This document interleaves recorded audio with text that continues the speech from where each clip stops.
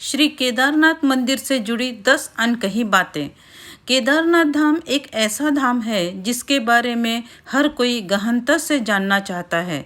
इसकी लोकप्रियता व प्रसिद्धि को देखकर हर किसी के मन में यह प्रश्न उठता है कि आखिर केदारनाथ मंदिर से जुड़ी कुछ अनकही बातें क्या हैं। इसीलिए आज हम केदारनाथ मंदिर से जुड़े 10 ऐसे रोचक तथ्य जानेंगे जिन्हें सुनकर आप आश्चर्यचकित हुए बिना नहीं रह पाएंगे।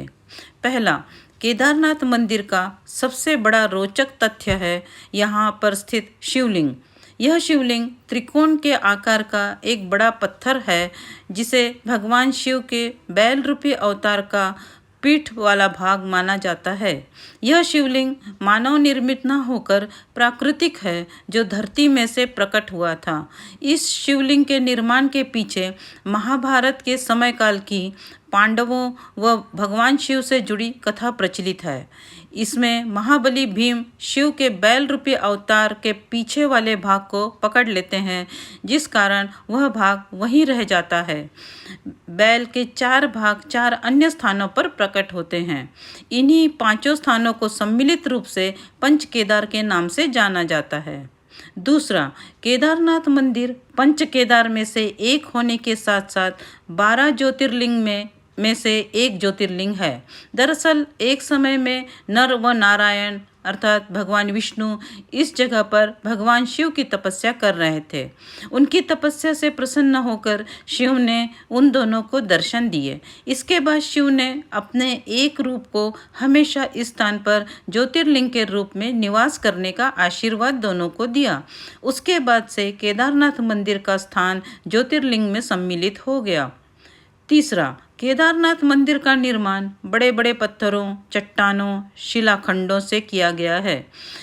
इन शिलाखंडों को आपस में जोड़ने के लिए इंटरलॉकिंग तकनीक को अपनाया गया है, जिसमें कहीं भी सीमेंट इत्यादि का प्रयोग नहीं किया गया है। अब इसमें सबसे बड़ा रोचक तथ्य व रहस्य यह है कि केदारनाथ स्वयं समुद्र तल से 22,000 फीट की ऊंचाई पर स्थित है। इतनी अधिक ऊंचाई पर इतने विशाल शिलाखंडों को पहुंचाना व फिर उन्हें एक के ऊपर एक रखकर इंटरलॉकिंग करना किसी मानव के लिए सक्षम नहीं दिखता। मंदिर निर्माण का यह अद्भुत रूप इसे और रोचक बना देता है। चौथा, केदारनाथ मंदिर भक्तों के लिए केवल 6 माह तक ही खुला रहता है। मई में अक्षय तृतीया के दिन इसे खोला जाता है व दीपावली के अगले दिन गोवर्धन पूजा में इसे बंद कर दिया जाता है। उसके बाद मंदिर के कपाट 6 माह तक बंद रहते हैं व भगवान शिव के प्रतीकात्मक स्वरूप को नीचे ऊखी मठ में स्थापित कर दिया जाता है। ऐसा इसलिए किया जाता है क्योंकि उस समय यहाँ भीषण बर्फबारी होती है। इस कारण वहाँ के स्थानीय नागरिक, दुकान वाले, प्रशासन के अधिकारी व अन्य लोग वहाँ से नीचे रहने चले जाते हैं। इस दौरान केदारनाथ धाम जाने के सभी मार्ग बंद हो जाते हैं व यह स्थल पूरी तरह से सुनसान रहता है। पांचवा, केदारनाथ के मुख्य मंदिर से आधा किलोमीटर से भी कम दूरी पर एक मंदिर है जिसका नाम है श्री भैरवनाथ मंदिर।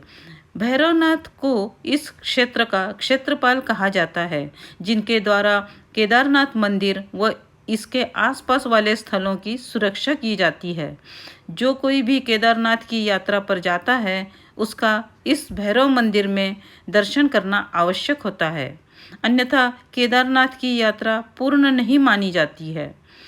सर्दियों में बाबा भैरवनाथ के द्वारा ही केदारनाथ मंदिर की सुरक्षा व पूजा की जाती है। छठवां, इसका एक और सबसे बड़ा रोचक तथ्य है यहाँ जलने वाली अखंड ज्योत या दीपक। दरअसल जब मंदिर के पुजारियों के द्वारा सर्दियों में मंदिर के कपाट बंद कर ताला लगा दिया जाता है, तब मंदिर के अंदर एक जलता हुआ दीपक छोड़ दिया जाता है। इसके 6 माह के पश्चात जब मंदिर के कपाट पुनः खोले जाते हैं, तब वह दीपक उसी तरह जलता हुआ पाया जाता है। इसके साथ ही ऐसा प्रतीत होता है कि जैसे कल ही किसी ने मंदिर में पूजा अर्चना व साफ सफाई की हो। 2013 में आई भीषण त्रासदी के बाद जब मंदिर के कपाट मई माह में खोले गए थे, तब भी यह अखंड ज्योत जल रही थी। 7वां, वर्ष 2013 में केदारनाथ में आई प्राकृतिक आपदा के बारे में कौन नहीं जानता। यह आपदा इतनी ज़्यादा भीषण थी कि लगभग 10,000 से ज़्यादा भक्तों की मृत्यु हो गई थी। वह केदारनाथ जाने का मार्ग व अन्य स्थल पूरी तरह से तहस नहस हो गए थे। लेकिन आश्चर्य की बात यह थी कि मुख्य मंदिर को कुछ भी नुकसान नहीं पहुंचा था। इसका कारण था बाढ़ के पानी में बहकर आई एक विशाल चट्टान, जिसे आज हम भीमशिला के नाम से जानते हैं। 2013 में जब बाढ़ का पानी तेज गति से केदारनाथ मंदिर की ओर बढ़ रहा था, तब उस पानी के साथ एक विशाल चट्टान भी बहती हुई मंदिर तक आई और ठीक मंदिर के पीछे आकर रुक गई। बाढ़ का पानी उस चट्टान से टकराकर 2 भागों में बट गया। वह मंदिर के दोनों ओर से निकल गया। इस कारण मंदिर को कुछ भी नुकसान नहीं हुआ था। यह एक चमत्कार ही था जिसे संपूर्ण विश्व ने देखा था। 8वां, केदारनाथ ने केवल 2013 की प्राकृतिक आपदा ही नहीं झेली थी, बल्कि 400 वर्षों तक यह मंदिर बर्फ में ढका रहा था। वाडिया इंस्टीट्यूट हिमालय देहरादून के द्वारा एक शोध किया गया, जिसमें बताया गया कि 13वीं शताब्दी से लेकर 17वीं शताब्दी तक इस जगह पर भीषण बर्फबारी हुई थी। उस बर्फबारी में न केवल केदारनाथ मंदिर बल्कि संपूर्ण क्षेत्र बर्फ में दब गया था। तब 400 वर्षों तक केदारनाथ मंदिर पूरी तरह से बर्फ में ढका रहा था। उसके बाद 17वीं शताब्दी में बर्फ हटने के बाद मंदिर पुनः देखने में आया और फिर से यहाँ की यात्रा शुरू कर दी गई। मंदिर की दीवारों पर बर्फ से ढके होने के निशान आज तक देखे जा सकते हैं। 9वां, केदारनाथ मंदिर से जुड़ा एक और रोचक तथ्य है यहाँ के पुजारी। सदियों पहले जब भारत की भूमि पर आदि शंकराचार्य ने जन्म लिया था, तब उनके द्वारा केदारनाथ मंदिर का पुनः निर्माण किया गया था। साथ ही उनकी समाधि भी केदारनाथ मंदिर के पीछे स्थित है।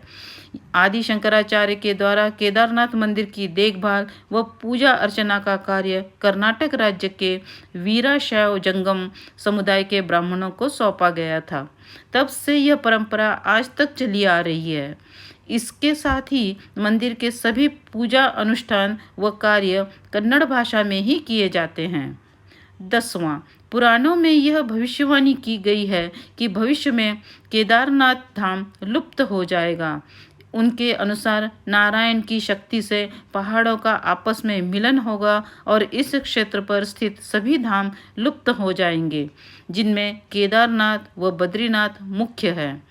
पहाड़ों के आपस में मिलन से इन धामों के मार्ग लुप्त हो जाएंगे और ये एक रहस्य बनकर रह जाएंगे। पुराणों में यह भी कहा गया है कि इसके बाद एक नया धाम बनेगा, जिसे भविष्य बद्री के नाम से जाना जाएगा। आपको ये पौराणिक जानकारी कैसी लगी, कमेंट बॉक्स में ज़रूर लिखें। वीडियो को लाइक करें, शेयर करें और इस चैनल को सब्सक्राइब करना ना भूलें। वीडियो देखने के लिए धन्यवाद।